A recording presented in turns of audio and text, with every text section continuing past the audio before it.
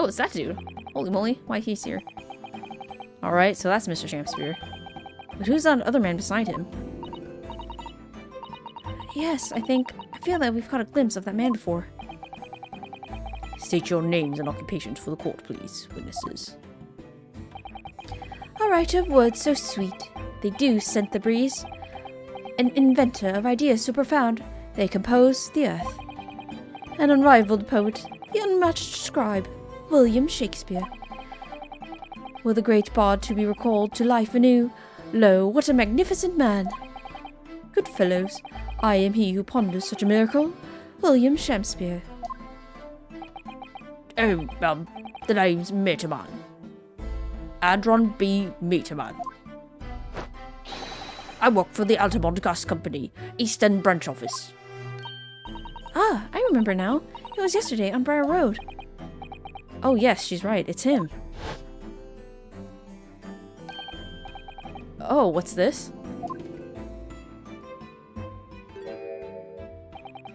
What's that man doing over there? Looks like he's trying to see into Suzuki-san's lodgings. Is something wrong, Mr. Naruhodo? Excuse me, could we have a word? Ah.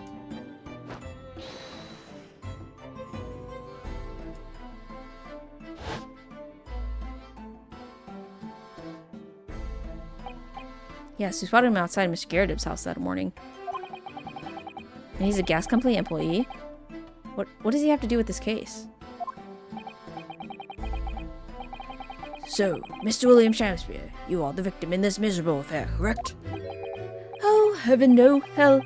Do you command me to remember the sweet poison that discoursed me and crossed mine innocent lips? I subpoenated him for the trial, with his doctor's permission, naturally. Hearing the testimony of the aggrieved will remove any room for doubt from the jurors' minds, I'm sure. Behold, you have only to rearrange the letters of my name to see that me's a seraph, an angel indeed. Thus be I noble mind, sweet of nature and verily, honest of heart, as all heavenly angels be. Because there isn't a less contrived meaning in your name. No, not at all. The jurors seem to be very moved by this man, I'm afraid. They're actually taking this seraph anagram idea seriously? Thank you, witnesses, for your illuminating introductions. But, my lord, what's the man next to Mr. Shakespeare doing here? The gas man, I mean. Oh, what? Me? Well, no. Allow me to enlighten my learned friend.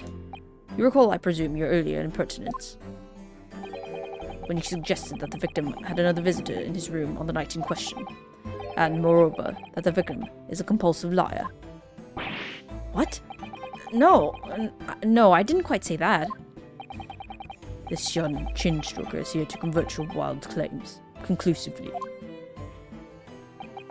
Is that not so, Mr. Meterman? Hang on, no. I'm just here. I hereby call for your formal testimonies. You will tell the court as lucidly as possible what happened on the night in question. One may smile, and be a villain. Yes, it doth pain me, but let the truth be spoken. Truth of that wintry night of my discontent. Oh my gosh, reading this Shakespeare out loud is like kind of fun. Because it's just a different like sort of phrasing and like tone, I guess. The wintry night of my discontent. The snow lay about. My neighbour did cometh in the evening, bearing a gift of tea. But marry, bitter was his drink, and when he left I did fall prostrate on my table. 'Twas the tea alone did pass my lips that late hour, naught else. I was outside this bloke's window in the freezing cold all night, keeping an eye on his room. No one else visited his room but that short little round-backed Eastern fella.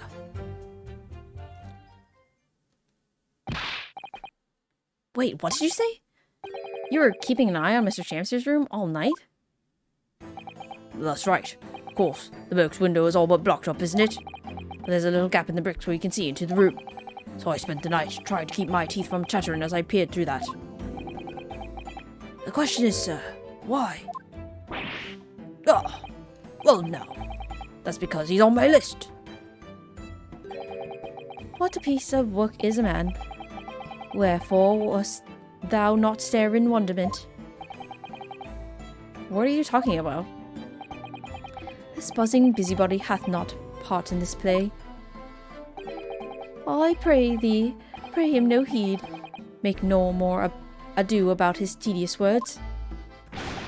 What'd you say about me? Calm yourself. This court is concerned with what happened on the night in question. Nothing more. Indeed, that is so. And, as the testimony we have just heard clearly reveals, there was no one other than the accused present at the time who could have carried out this crime.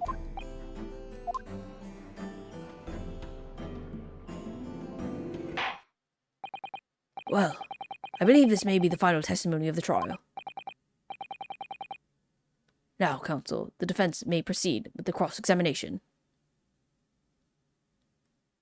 Is he supposed to look like a bee? Oh, I didn't notice. Maybe. Yes, my lord.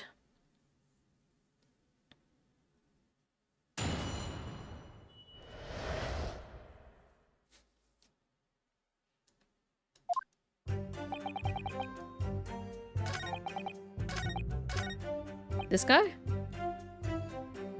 I guess I didn't notice his bag. Looks like a bee butt. To be clear, by neighbor, you are referring to the defendant, Mr. Natsume. Oh, indeed, sire. Perchance thou wouldst that I call him the man from upstairs. And at what time did the mustachioed Nipponese visit you in your room? Our meeting was promised for the hour of 9, and lo, did he come to the tender gift of fragrant tea. Details which are in accordance with the defendant's own testimony, yes. And we were embroiled in such literary debate as history had not seen before. By which I presume means a discussion about who was the stronger, Romeo or Juliet. I, Shakespeare, did the play part of young Romeo, whilst my neighbour played the fair Juliet. Each of us dressed as would our characters be, to bring weight upon our merry experiment. I dare not imagine the scene. Frailty, thy name is woman. Canst thou imagine how dismayed I was? Yes, I had heard from the eastern art of jiu-jitsu, but ne'er did I dream 'twould be a skill practiced by the comely maiden. Juliet beat Romeo up? This is not helping her case. I believe the court has heard enough about your earth-shattering literary debate. Perhaps you could reiterate your statement about the tea that the accused brought into your room. My liege, I am thy servant. Gladly would I do thy bidding. Bitter was his drink. Let me stop you there. Mr. Natsume left your room at 11 o'clock, but it wasn't until after 2 that the poison had made you collapse. That amounts to more than 3 hours of missing time.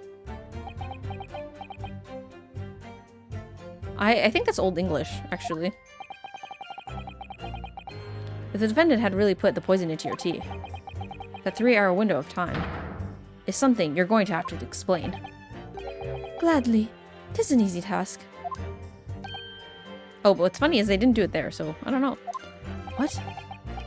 I did drink of the tea, not while my guest did tarry, but after he took leave of me. Faith, 'twas stone cold, but at 1 hour post midnight, verily were my lips parched. That doesn't sound normal. Nay, 'tis quite ordinary, sire. After all, thou wouldst recall our fiery debate, and midst such argument, there be no time for fiery tea. Romeo and Juliet again. And who was stronger? Mr. Shakespeare, in summary, allow me to confirm. Did you not come here with the intention of naming your attacker? But of course, my liege. 'Twas the stupid lover of words did attempt to shuffle me off this mortal coil. We all know what that means.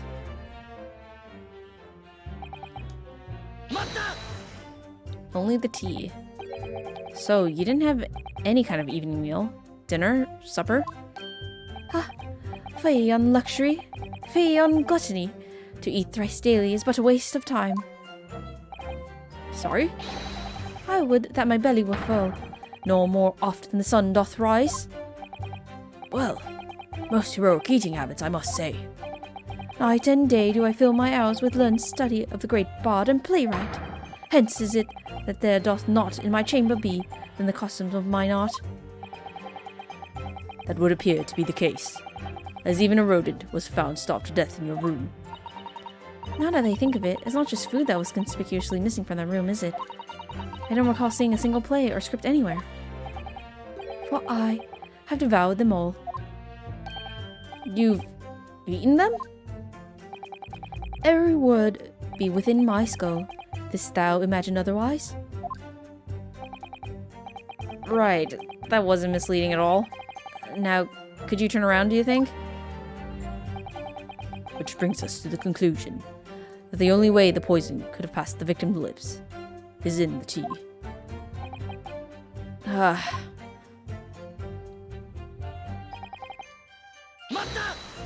So this is weird. Why would he be outside the whole freaking time? But the windows of the house have all been filled in. Historical artifact of the now defunct window tax. Yeah, you're right there. All bricked up horribly. But as it happens, there's a little part of the brickwork at the bottom corner that has been opened up.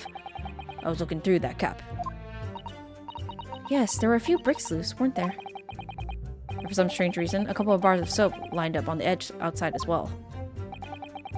I don't like going around poking my chin in other people's business, especially on freezing cold nights. But them's my orders, so that's what I'll keep doing, as long as there's breath in my body.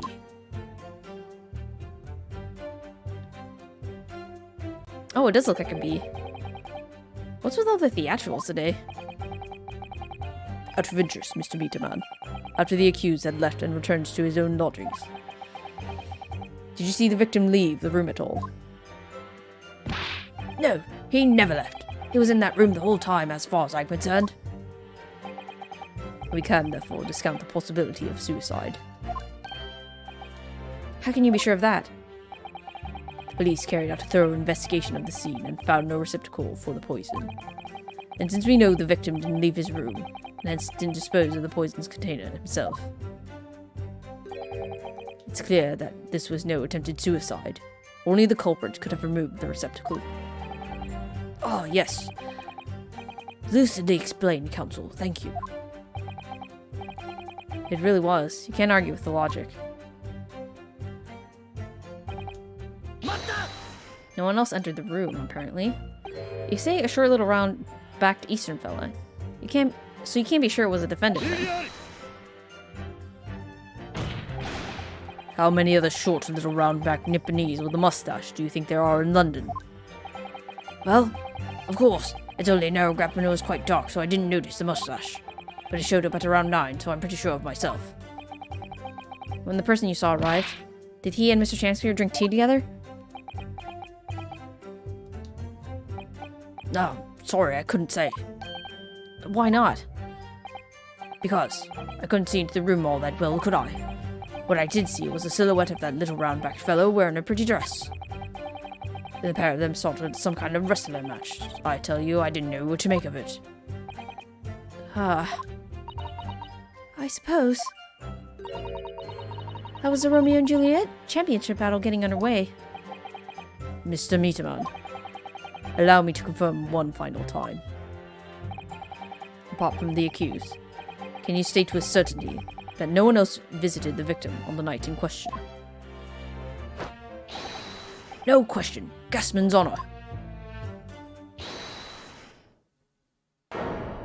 Oh.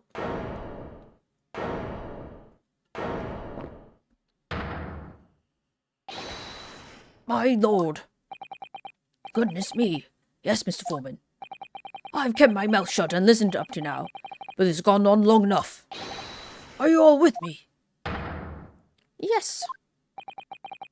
Are we to understand that you ladies and gentlemen of the jury are in agreement with one another? that you've reached an unanimous decision. 2 right we have. Are you all with me? Yes. Wait, no! The defense is in the middle of a cross-examination. To be honest, I was holding out a bit of hope for you, young man. Especially after you'd identified those few hours that followed the accused leaving the victim's room. Yes, the 3 missing hours, as you put it. But in the end, what difference do they make? None as far as I can see. And since that's now apparent, there's no real reason to delay our decision any longer. Like I was saying before, if I don't take Firebomb home with me tonight, the missus will blow her top. Huh? What was that? Sorry, I didn't quite catch what you said. Very well. Let the court be apprised of your decisions. Ladies and gentlemen of the jury, you'll state your leanings as to the defendant's culpability. 有罪 有罪有罪有罪有罪有罪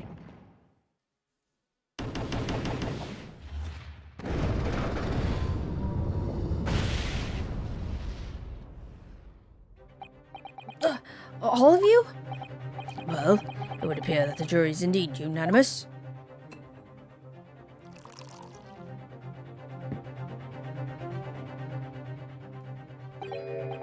So, this time at least, it seems justice will be done. All's well that ends well, as they say. This calls for a toast, I feel. To the guilty being punished. Ah.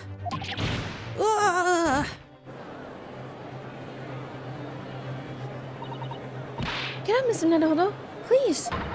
The trial isn't over yet. What do you mean, Mr. Sato? What about the information I found in this encyclopedia of British law I have? That obscure right that belongs to the defense in these situations. Remember? A summation examination.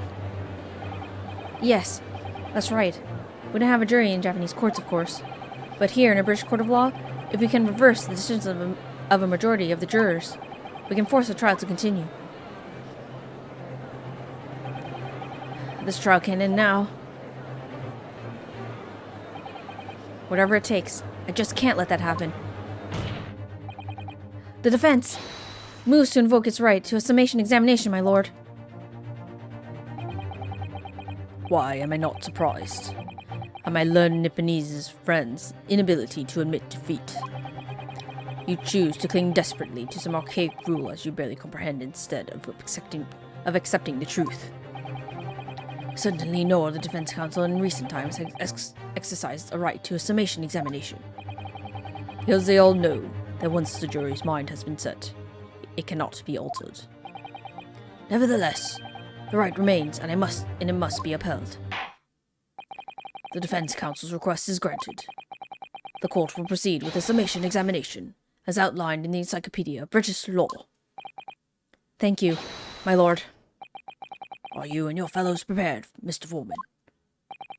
Believe me, my lord, we know all about this young lad's tenacity, and we're ready for it. Very well.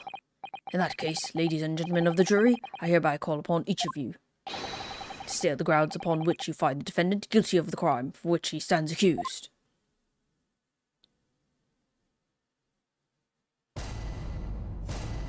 Judicial findings.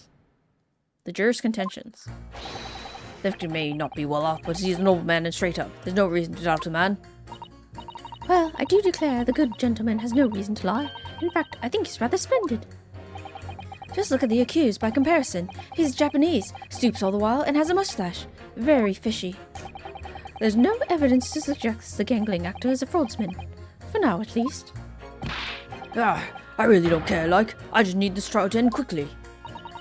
3 hours of missing time is nothing when you reach my age, you know. Nothing at all. I knew it. Every single one of them seems completely convinced. It would seem that all the jurors have come to the conclusion that Mr. Shamsphere is a fine, upstanding, and honest citizen. If you ask me, they've all been bewitched by his strange theatrical movements. And sadly, nothing Mr. Natsume has said appears to have registered at all.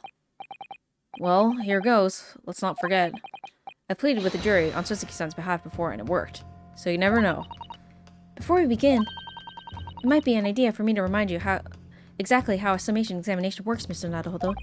Oh. Well, you're still very new to British law after all. That's true, I suppose. And Suzuki-san's fate is entirely in my hands now, too.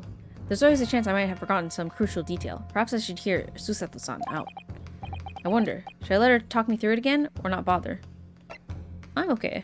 I remember what to do. Thank you for the kind offer, Miss Susato. But I've been through plenty of these summation examinations already now. I think it's important that we don't delay the start any longer than necessary. Of course, I understand. I'm quite sure you're right.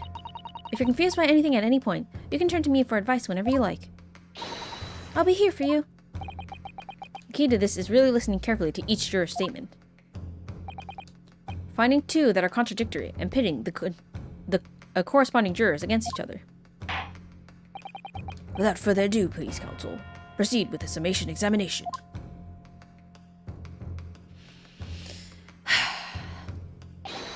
Yes, my lord.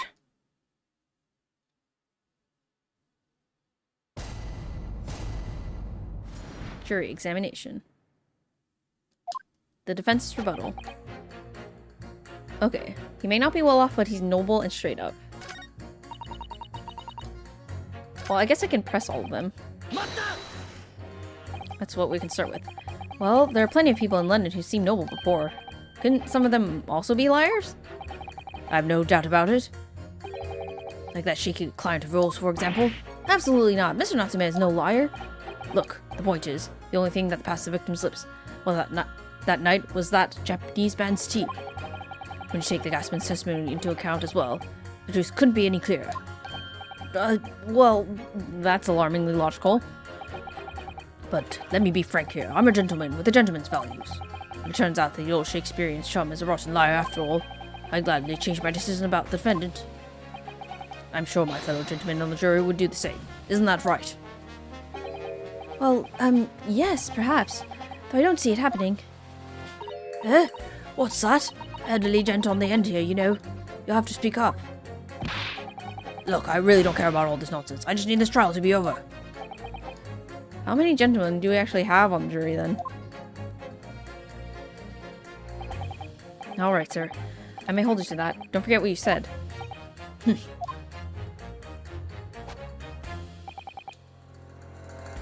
you show me that victim's a liar, I'll reconsider my position.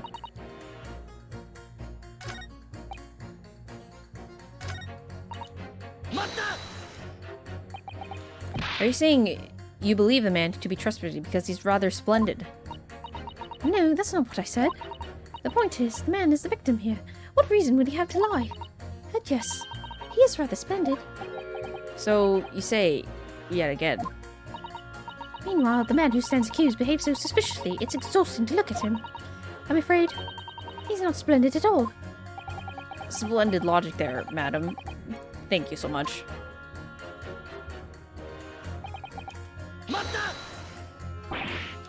No, no, no. Not one of those things is a reason to find the man guilty.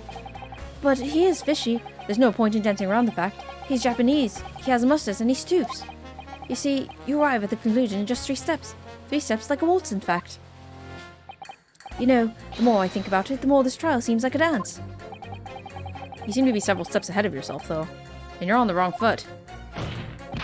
No, there's nothing but circumstantial evidence here. There's no actual proof of the defendant's guilt. But the victim's version of events is backed up by what the big chin man next to him says, isn't it? 1, he saw the Japanese man there. And 2, he saw no one else. And 3, he saw the Japanese man there. Oh, that's another 3 steps. All this really does seem more like a waltz, doesn't it? Right, and the prosecution will waltz his way to victory if I let you speak much more.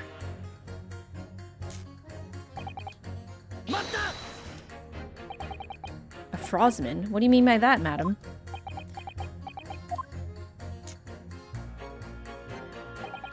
It really is a most tiring problem for the company, most irritating. We can be absolutely certain that the customer is stealing from us, but without hard evidence. We can't even threaten to take action for fear of being sued. I'm sorry, you've lost me a little there. Who are you? I'm the wife of Augustus Allamont, owner of the Allamont Gas Company. Good gracious, Allamont Gas, you say? Gas is the future of energy in this country and around the globe. But proper handling is essential. As I'm sure our employee from the Eastern Branch office would be the first to agree. Absolutely, Lady Quimby. Got to be used properly. Altamont Gas is the best in the world, of course.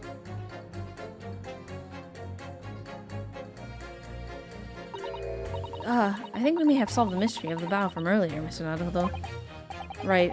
Bowed in defense of to his employer's wife, did he? So, would it be right in assuming that the reason Mr. Meterman was watching that Mr. Shamster was up to in his room? I'm afraid that there's no end to the lengths of the population of the East End will go into order to steal our gas.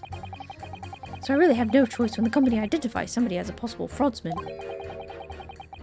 But to dispatch a worker to watch the suspect day and night, we're very thorough in our investigations. Yeah, it's very apparent, like, and also very obvious to the to these times, I guess, being in the past, that there's very obvious like racism and prejudice. So I mean, it's full on display here. So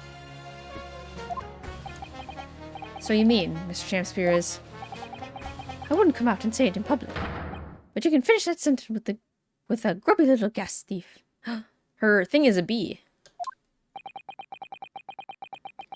You have noticed the public gallery in here, have you? The eye of a man hath not heard, the ear of a man hath not seen. Faith, wouldst thou wound me with thy words, were I to let them penetrate the skin? But seraphs hear not insults, only choirs of angels in song. You may not have evidence yet, but my workers won't stop buzzing around you until they find it. And when they do, you'll find yourself blessed back to your angelic heights in Allamont gas explosion. So Mr. Shamster has been stealing gas. I wonder, juror number 4, if you wouldn't mind adding that information to your statement. My pleasure. Was it the bit about ripping that thief apart you enjoyed? A little before the part about abject violence, if it's not too much trouble. Yes, of course. This could be it. This could shift the balance. Okay, so he's been selling gas. The victim puts on a fine performance, but in reality, he's a common thief of my company's gas. Buzzing at workers. Ha ha ha ha. Oh, that makes her the queen. Ha ha ha. So funny. Okay. Okay, let's pit her against him.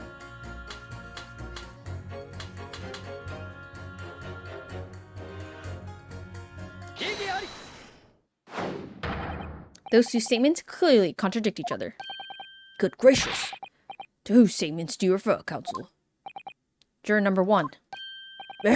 What are you yelling about, lad?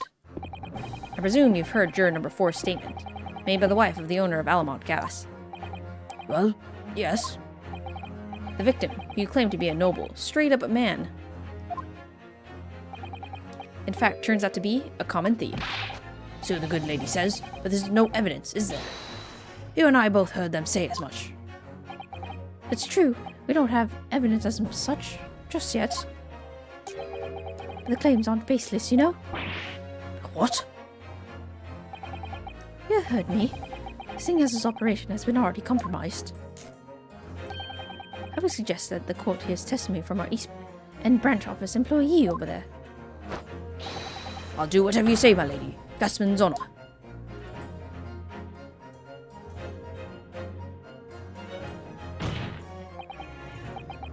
Juror number 1, you say you're a man of your word. If we could show that Mr. Champster was a liar, you assured me that you would reconsider your decision about the defendant's guilt. Yes, I did say that. As a matter of honor, I'll hold to it, as I'm sure the other gentlemen of the jury will. Me? Oh, well, yes. Now that we've found the man's a liar, perhaps we ought to consider the matter further. Well, if I'm perfectly honest, I haven't heard half of what you've all been saying. So if this means you'll recap a few points, that would suit me down to the ground. Oh, no, I'm not having any part of this. I want this trial over and done with. In that case, I shall change my leading. So, Mr. William Shakespeare, if that is your real name, we of the jury demand to know exactly what kind of a man you really are.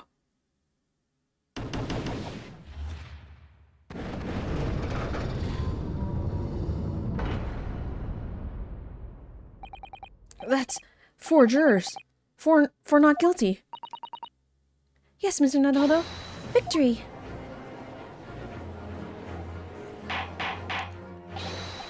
Order, order. Well, this is quite extraordinary, I must say. As a result of the defense's summation examination, the jury's leaning has changed. Now only 2 jurors say guilty, whilst 4 say not guilty. I therefore declare this court to be in a state of disaccord, and order the trial to continue. Firebending is pretty popular in court.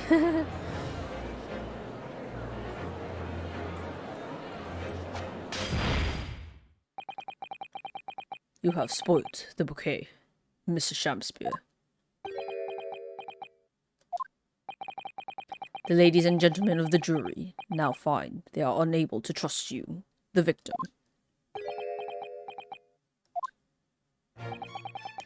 But you gods will give us some faults to make us men. So God mend me. I do swear. This gasman speaketh that which concerns him most. Naught but gas, naught but thin air. Aye, it burneth bright a while, but it hath no substance, and it doth reek foul. Oi, what did you say? Do I take it, Mr. Shakespeare, that you deny the allegations of gas thievery? Most heartily, my lord. Hast thou forgot? I am a seraph, an angel, noble of mind, sweet of nature, and verily, honest of heart. Ah, you flowery-mouthed pompous beanpole. Just 'cause I haven't got the evidence yet. Mr. Shakespeare, if, in fact, you are not of noble mind, sweet of nature, or honest of heart, if you are a liar, then your testimony should have no sway in this courtroom. It is my considered opinion that at the present time, no other possible culprit of this crime has been identified. All testimony heard by the court thus far heavily implicates the defendant. In short, it would not be unreasonable at this stage for me to rule on the case. Oh no. However, in light of the fact that the jury has expressed concern about the fidelity of this witness, I believe it would be inappropriate for this court not to pursue the point further. I assure you, my lord, that would be a waste of the court's time. The gas and this case are unrelated. Juror number 4. Yes. Didn't you say before that although you had no hard evidence to prove this man has been stealing gas, you have strong grounds for suspecting him? That's right, we do. Don't we, worker? Absolutely, Lady Quimby. Gusman's honour. Very well, then. We will hear your testimony now. You will tell the court precisely why you believe the victim, Mr. William Shakespeare, has been stealing gas. Yes, my lord, it'll be my pleasure. On the Alamont Gas name, I swear. If I may, my lord. Go ahead, madam. This worker's testimony may have been a significant bearing on the good name of my husband's company. Therefore, I should like to take the stand alongside him in a supervisory role, if you wouldn't mind. Wahoo! Oh yeah, sweetest honey. Yeah. Very well. As an exception, I shall honour your request. Thank you, my lord. You wait till the boss gives you an earful. Oh, it's gonna sting you, mark my words. So we both testify before the court on the subject of the illegal consumption of the Alamont Gas Company's fuel. Yes. Is that clear, my good man? Clear as Alamont Gas, my lady. Which is the clearest in the world.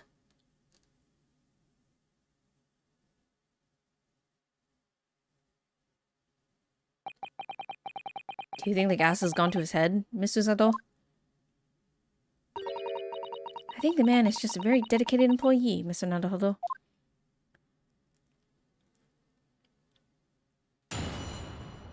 Witness testimony. The Almont Gas Company's investigation. I'm proud to be the company's East Branch investigator and meter money collection agent. Almont gas meters accept threepenny bits, each coin giving customers about 2 hours of gorgeous gas. And yet, the meter in Mr. Shakespeare's room didn't have a single coin in it. The meter doesn't appear to have been tampered with, though, and the collection agent has the only key. Somehow he's been using all the flaming gas he wants without paying a penny. If that's not thieving, what is?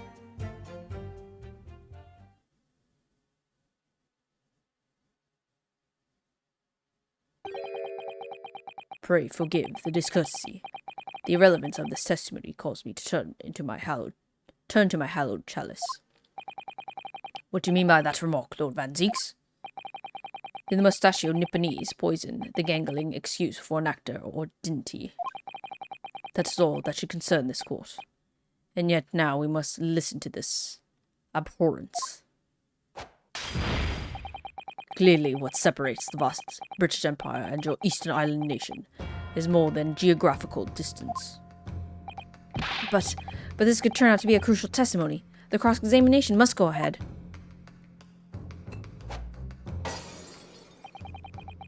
Do what you will. Oh, Lord Van Zeeks appear to be in a violent mood. Yes, he does. An attempted poisoning. And an incident of gas theft with no supporting evidence. It's true that they would appear completely unrelated at first glance. But I wonder, the truth tends to be buried in the most unusual places. The first step in uncovering it will be to establish just who and what this man really is.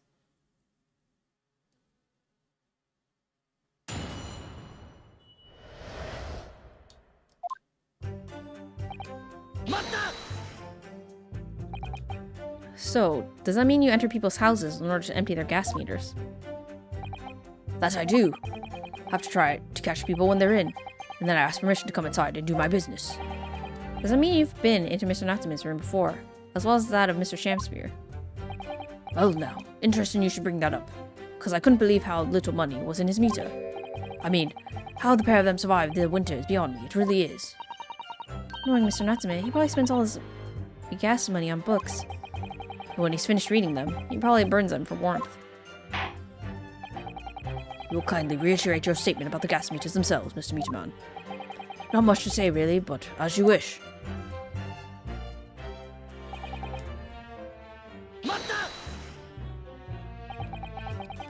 So all London houses that have a gas supply are fitted with these gas meters, are they? They're the latest model, the height of technology, developed by our company, Almont Gas. Anyone who uses our gas will have one of these meters in their property, yes. So if a 3p coin gives 2 hours of gas, most people would use about 3 coins in a night.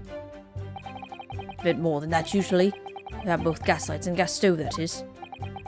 Thinking about it, Tosuke-san doesn't have a fireplace in that room of his, does he? Some people still choose to use candles, of course, and only have gas for heating. Ah, yes, I do remember seeing candles in Mr. Natsume's room, actually. How does the money in the meter get back to you at the gas company? Every 3 days, gasmen like me visit properties on the gas supply and empty the meters of coins. I must say, the design and manufacture of the new meter cost the company an awful lot of money. But happily, it put a stop to the people not paying their dues, for the most part. Ah, because they have to pay in advance, you mean? Yes, exactly right. And yet, the meter in Mr. Shakespeare's room didn't have a single coin in it. Out of interest, how long has this been going on? Weeks and weeks. He's been pinching off gas off us for ages. And you've examined the meter in Mr. Shakespeare's room, I take it. Naturally. We took it off the wall and went over it with a fine-tooth comb. And found nothing suspicious at all, I presume. No, I'm afraid we didn't. Which is exactly why I demanded a new type of meter to be produced. One with an indestructible lock, the Shakespeare Special. That sounds like it would have cost an awful lot of 3p pieces. But even after all that, the rascal's meter was still empty. And never forget the humiliation when I opened up the money box and found it bare. You what, I said? You what? The look on his face, the smarmy smile of his. I pulled the meter straight off the wall and took it back to the office. But you know what? Nothing. Not a trace of it being open anywhere. Not a single sign. And what's happened to my salary as a result? Down by 3 shillings a day, that's what. A life-threatening situation. In a number of ways. Incidentally, what became of that meter? Nothing became of it. I still got it. Oh. Right here. No wonder they call you Meter Man. I think it would be prudent for the court to sequester this item while the trial is ongoing. A gas meter. A meter that dispenses gas for a set time after a coin is inserted. It sports a very strong lock, developed specially with the Mr. Shamsphere in mind. Oops.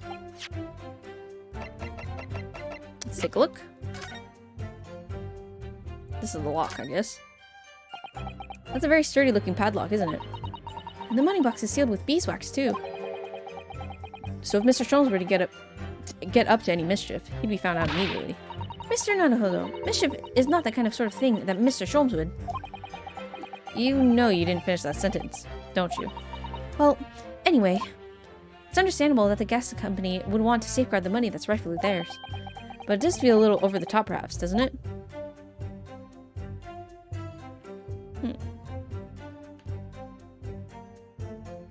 Oh. Dun dun dun. Oh, what's... Have you spotted something, Mr. Naruhodo? Just here. There's a little hole. Do you see? Goodness, you're right. I wouldn't have noticed. It's not a very neat hole, is it? Not professionally made, I'd say. So, you think it might have been opened up by Mr. Shamsphere? Possibly. It seems the people at Almont Gas must have missed it. Well, it certainly seems to go all the way through to the inside. Yes, but there's no way a coin could fit through there. It's true, but even so, it seems more than a little suspicious. And there's a hole at the and there's a tiny hole in its base. Yep. Okay, anything else with this? Probably not.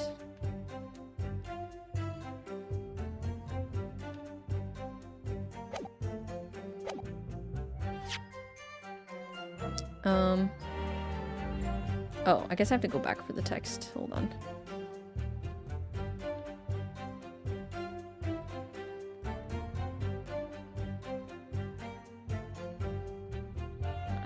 Add it to the record.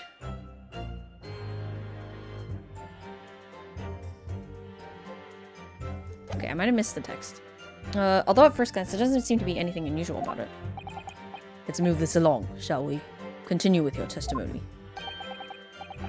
I would say it has as much value as the contents of that meter. Ugh.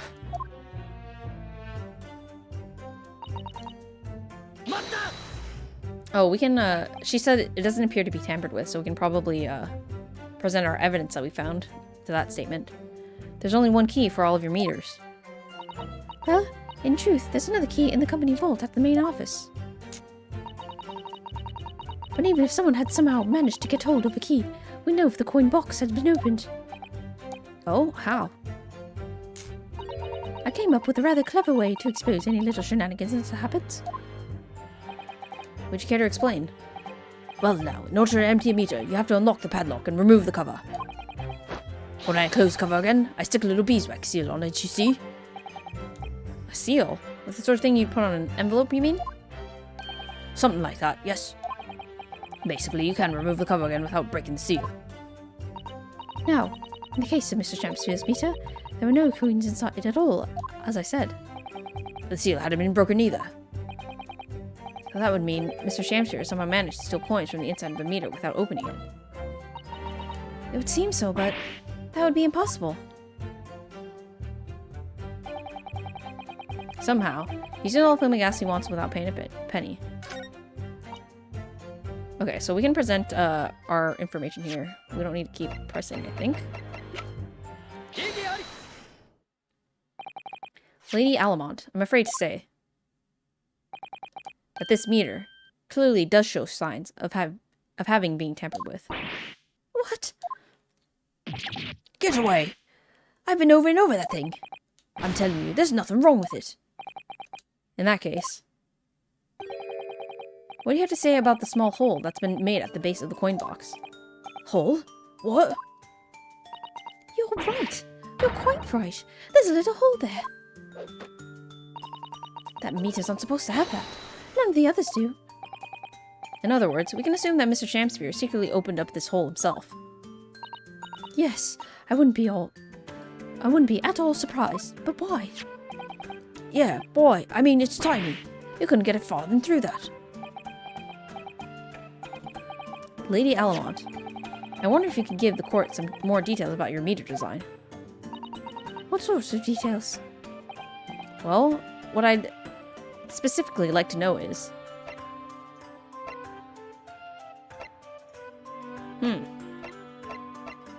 how it's dismantled, I guess? How can the meter be dismantled? Dismantled? Yes, given that there are no signs of it having been forced. I'm wondering if perhaps, than rather being broken open, it might have been taken apart. Yes, it does make some sense. Padlocks are made by a first-class locksmith from the finest quality steel. The meter box itself is made from plate steel as well, welded shut to ensure it can't be opened again. I can assure you, it's quite impossible to dismantle it. Wahoo! Yeah! Nothing leaks from an Alamont meter. No coins, no gas, no nothing. I see. The witness will amend her formal testimony with that information in case it is pertinent. As you wish, my lord. Well, I guess we have another statement then.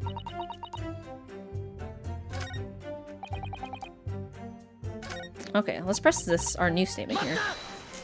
Maybe we'll get more information. Has anyone ever tried?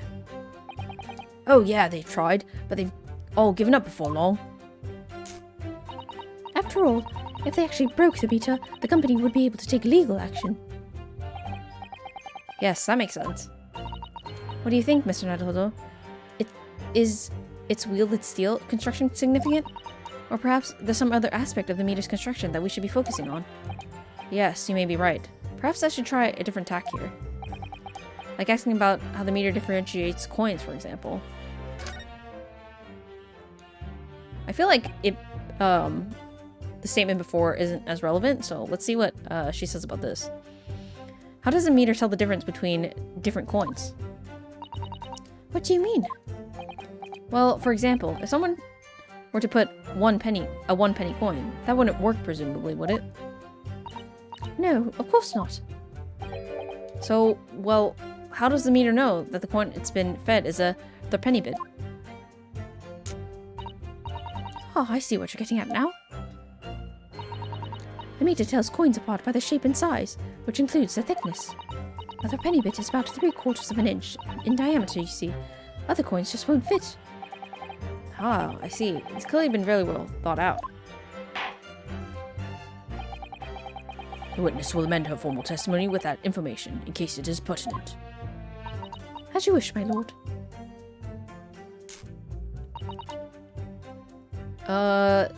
Okay. Exact diameter and thickness of a threepenny bit. But conversely then, it would seem that anything matching a 3-pence coin exactly in the terms of diameter and thickness could equally well be used. Would, that be true? Well, yes, in a way. The weight comes into it to a certain extent as well. We've thought of that though anyway. If I find any fake coins inside the coin box when I empty the meter, the contract says the customer has to pay more than 100 times the amount they diddled as a fine. We live for moments like that, us gasmen do. Live for them, ha ha ha. It would seem the gas company has thought of everything. Wahoo! Hurrah for gas! Hurrah for cash! Alamont all the way! That's quite enough of that. Excuse me. Remind me, how big are threepenny bits? About 3/4 of an inch across. What do you think, Mr. Naruhodo?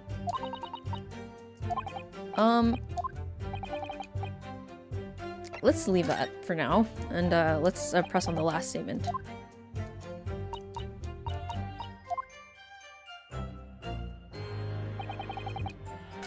Oops. My bad.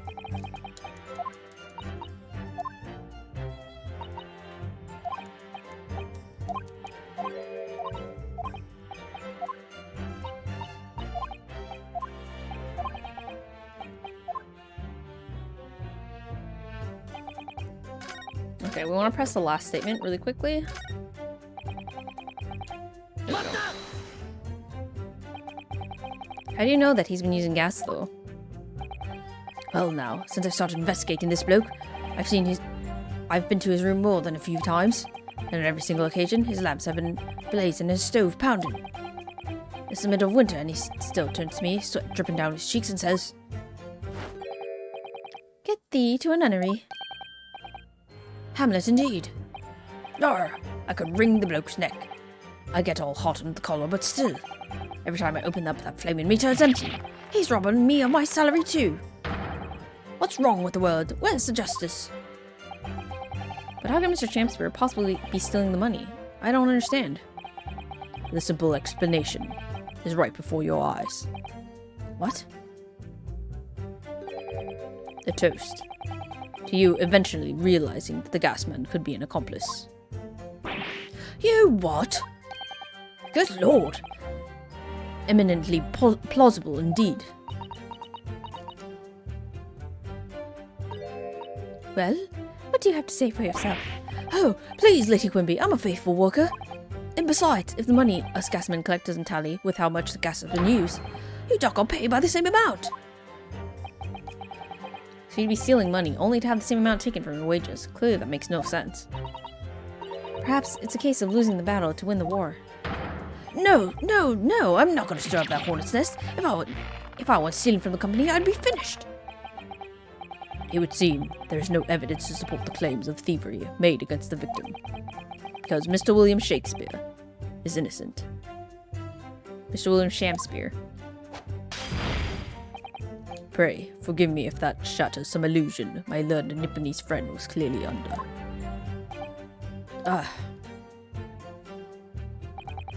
Certainly didn't expect to uncover another crime that it looks like it's been taking place in the very same room. According to the testimony, it's the only meter in Mr. Shakespeare's room that's under suspicion.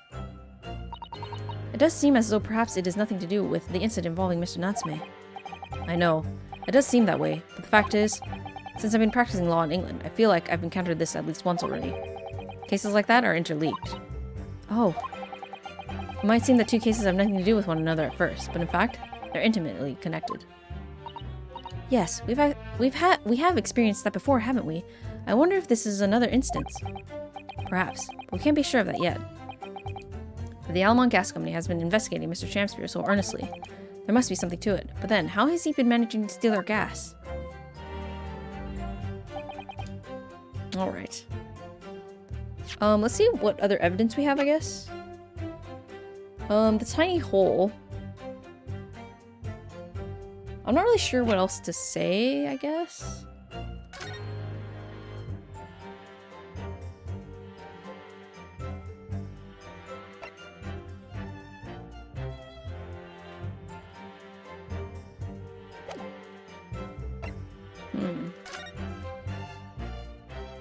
So I do see the puddle there, because I feel like that means like it was dripping or something.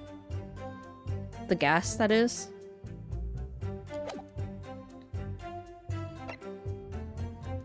A pair of teacups. Oh, we haven't taken a look at this, I guess. This is a teacup from which Mr. Natsume was drinking. Yes, unlike the other one, the inside of the cup is completely clean. I suppose he must have drunk the contents before the tea had a chance to leave a mark. We'll just gulp it down too. Sorry, Mr. Naruhodo? Well, if you just sip it a little by little, it goes cold. Clearly, I shall have to instruct you in the proper way to take tea. Pair of teacups. There's no tea ring on the inside of Mr. Natsume's cup. Oh. Interesting. So he drank it quickly? This must be the cup that Mr. Shakespeare was drinking from then. It's stained on the inside. Tea does that, I'm afraid. Even green tea. Oh, really? I've never noticed before. You've never noticed? Well, I never leave it in the cup long enough to leave a mark. I like to gulp it down. Drink tea while it's hot. That's the Japanese way, isn't it? Oh dear. So many people seem to have the wrong idea about our culture. And most of them are Japanese. Okay. That's a very interesting point, though. I wonder what's relevant about that. It's probably for later. So yeah, this puddle here must be the gas dripping. But I'm not really sure what else to do about it. That. Oh, well, this is interesting. This is a piece of paper we found. Whoever opened this envelope didn't bother with the letter opener or scissors, did they? Yes, whoever opened it was clearly someone with an unrefined temperament. And judging from the angle of the rip here, the person in question must have been right-handed. Miss Susato. I think perhaps someone's been reading too much of the adventures of Sherlock Holmes. You can never read too much of it, Mr. Naruhodo. Never. Okay. Nothing else about that.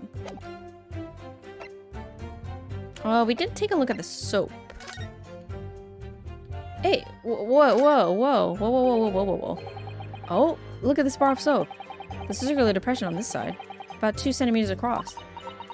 Or 3/4 of an inch. Ah, do you think? We did find the soap at the scene, didn't we?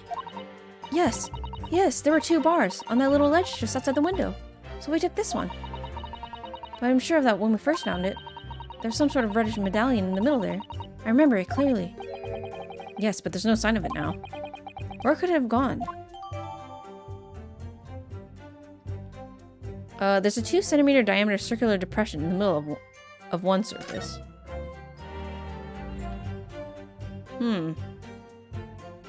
Oh, you know what? Maybe this thing makes the shape of a coin, and you freeze it because it's outside, and then you push it into the thing, and then it melts.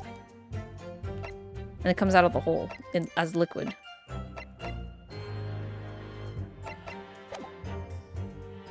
So we'll probably want to present that to the statement about the size.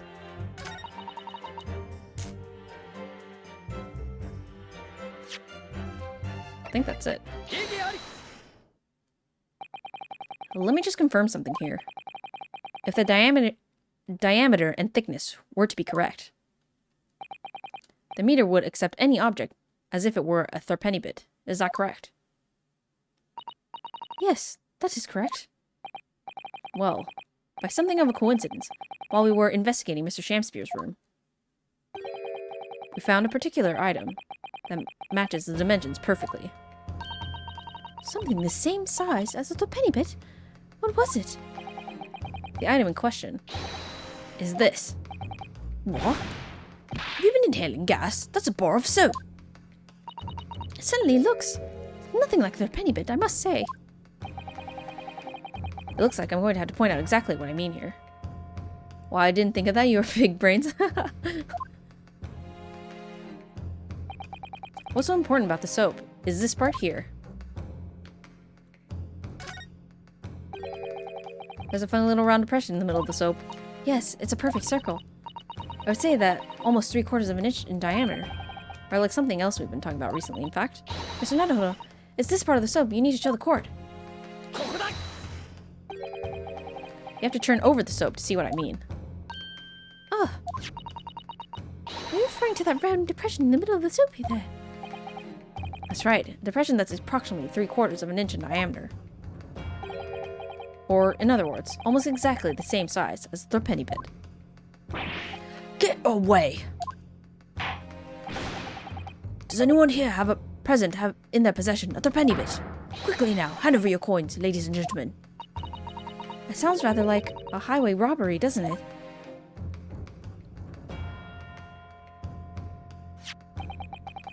Thanks to a kind member of the public in the gallery. Have here a penny bit. Now, to see if it fits. My word, it couldn't be more snug.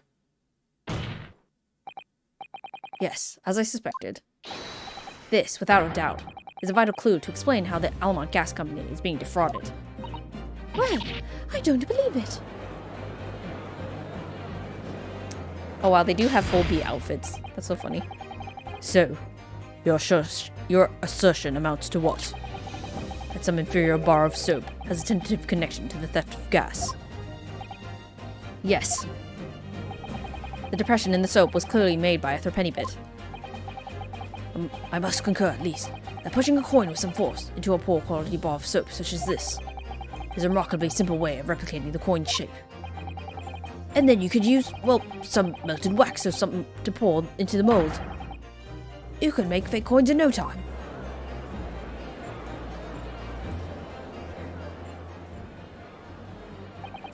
This brings all the pieces of the puzzle together.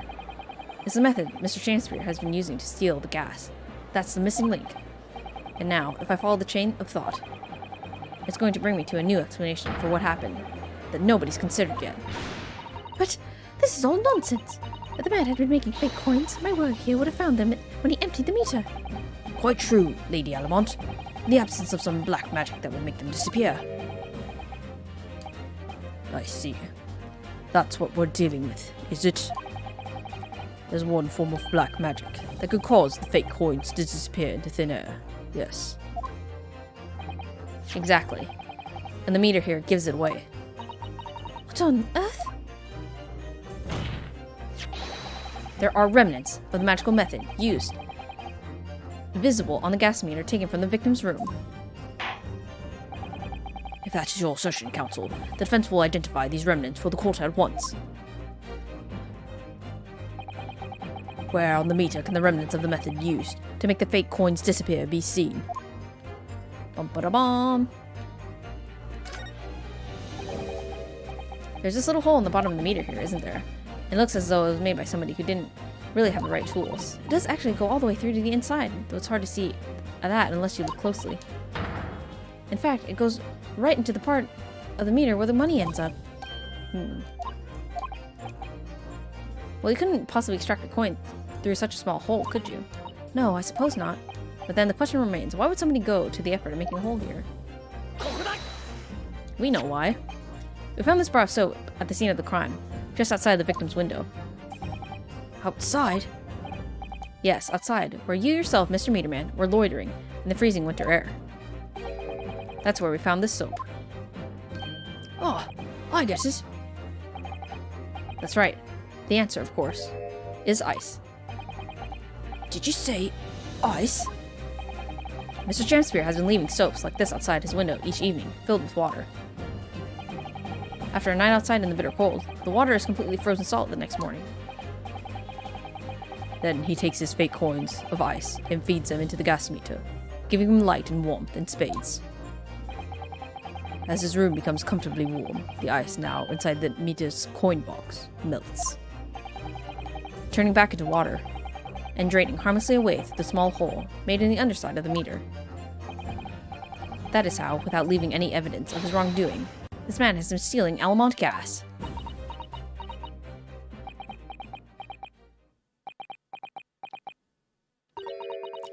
Just like that. So simply. Is he trying to make us look like idiots?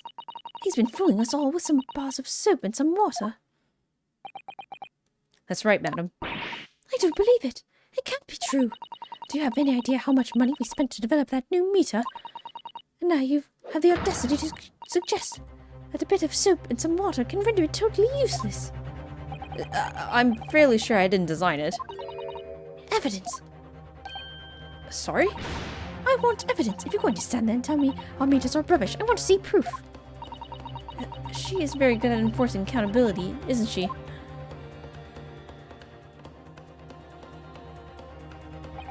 Very well, Lady Alamont. If you like evidence, I'll provide it.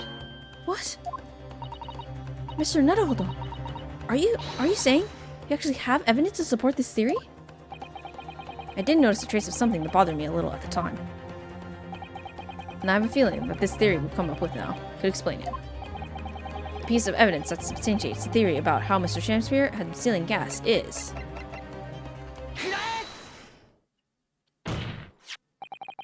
This is a photograph of the scene at the point when the victim was discovered, taken by Inspector Gregson.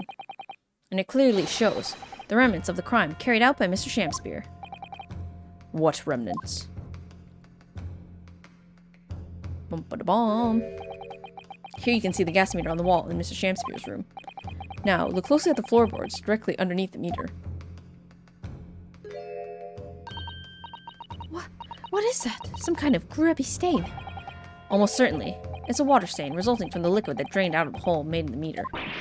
Huh. If one coin gives about 2 hours of gas usage, and the occupant was heating his room in all his waking hours, we can imagine he would have used around 10 of his fake coins each day. The melting ice inside the meter's coin box would have been dripping out almost constantly, leaving a stain on the floor. This is awful.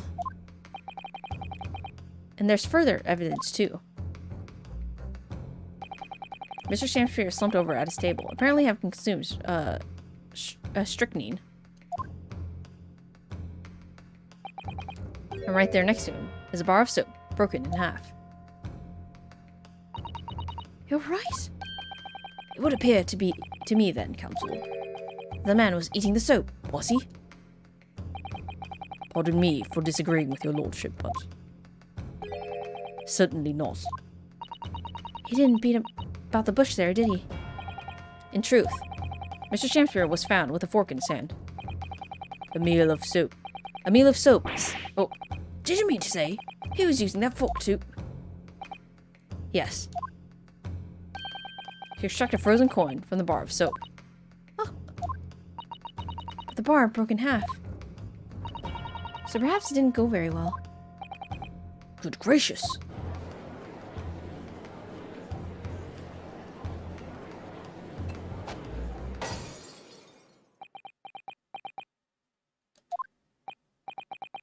Lord Van Zeeks.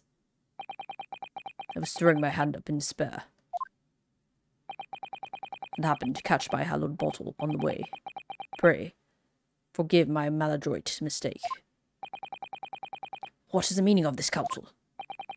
Allow me to pose my learned friend a question. What exactly did you establish with your most recent cross-examination? Well... That Mr. William Shamsphere is a liar and a thief. In other words, that his testimony is unreliable. That's it. That's exactly it. Very well. Let us assume the man is a liar. Now allow me to pose another question. What possible difference does that make? Well, we know that suicide can be discounted. Scotland Yard's investigation revealed no sign of another vessel that contained poison. And on the night in question, there were no visitors to the room except the accused. The young gasman's testimony, which we have no reason to doubt, has confirmed that. Furthermore, the only possible way the poison could have entered the victim's body is via the tea.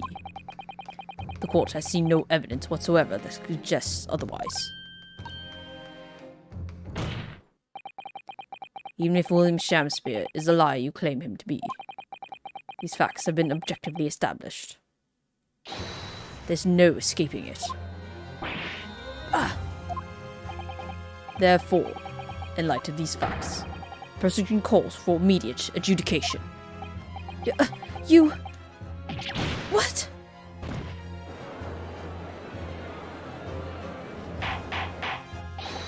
Order! Order!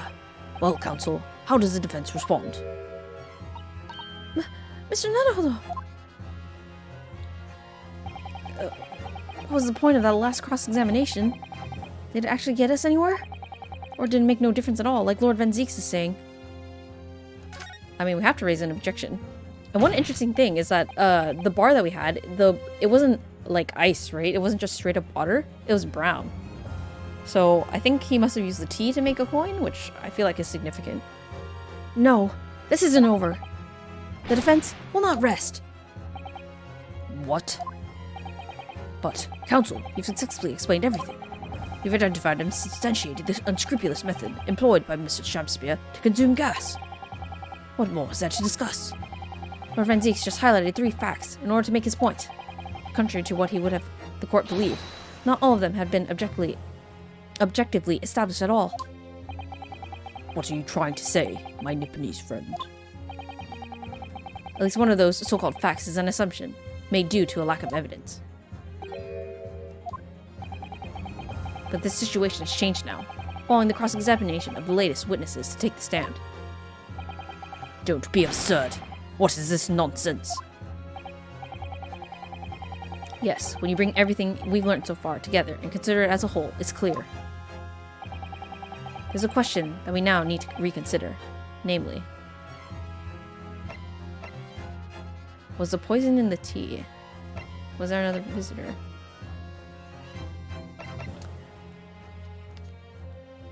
I would say was the poison in the tea, because it seems like he used the tea for coins, right?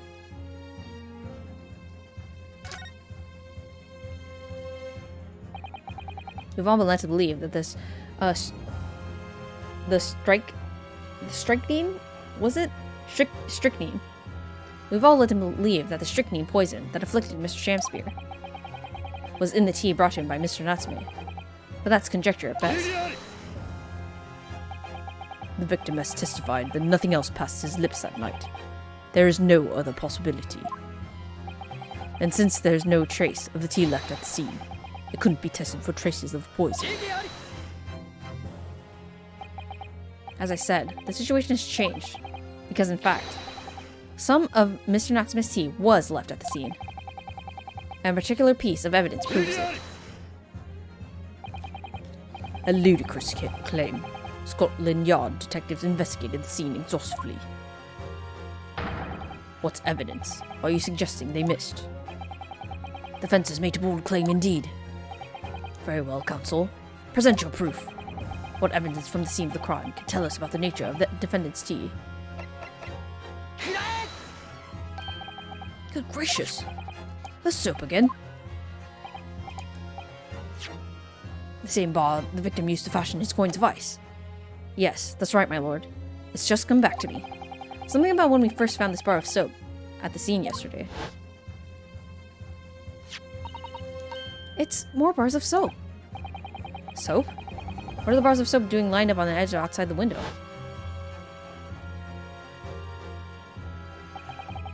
I'm quite certain that when we originally stumbled upon the bars of soap, there was actually a frozen coin in each bar. So you discovered the gas thief's coin factory. Fascinating. In a way, yes, but there's more. Coins were found in the soap at the time weren't normal ice. There was something else strange about them, you mean? Exactly. Something very obviously strange. They were red. The ice was red. No. You mean... That's right. It's obvious to me now. The fake coins in the soap were made from frozen tea. What? I remind the court of a statement made by Mr. Natsume earlier in this trial. That evening, yes. I did take some freshly brewed tea with me when I visited Mr. Shamspeare's room as a gift. The public water pumps outside always freezes at night, so I bought bottled water especially to make it. And this is the result. Never will I touch tea again. Never. Oh, yes. I believe there had been snowfall that day. It was particularly cold. Sadly, on such occasions, poorly constructed water mains in the East End are prone to freezing. So on the night in question, Mr. Shamspeare, having no running water to use, was forced to use the tea brought by Mr. Natsume in order to make his fake coins. My word!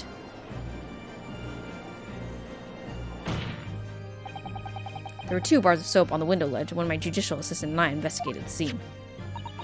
That's right, and we only borrowed one of them. Which means that even as we speak, some of the defendant's tea is still present at the scene of the crime, frozen solid in a bar of soap outside Mr. Shamspeare's window. Extraordinary. Earlier today, Inspector Gresham informed the court that even if 1 drop of the tea remained, Scotland Yard would be able to analyze it for poison. As such, we are now in a position to prove or disprove what has until now been mere conjecture. By finding it out for sure whether or not Mr. Natsume's tea actually contained strychnine at all. You smug Nipponese. My lord, we cannot do the defendant the injustice of passing judgment now. The police should be dispatched to recover the remaining bar of soap from the scene at once. And defense requests a thorough analysis of the frozen tea embedded in it, to determine whether or not it contains any poison.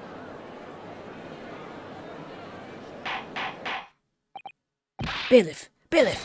Instruct the police to attend to the scene at once. Yes, my lord. Understood.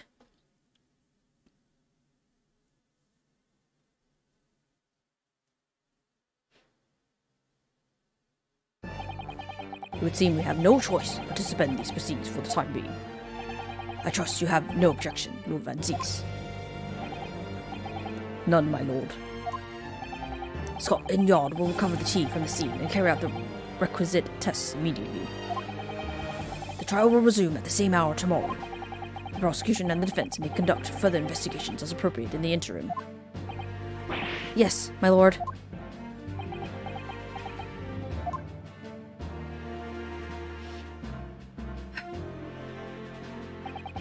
Well, we managed to scrape through there somehow. Thank you, counsels. Court is adjourned until tomorrow. Ooh-wee. To be continued. Oh my gosh, perfect time to end.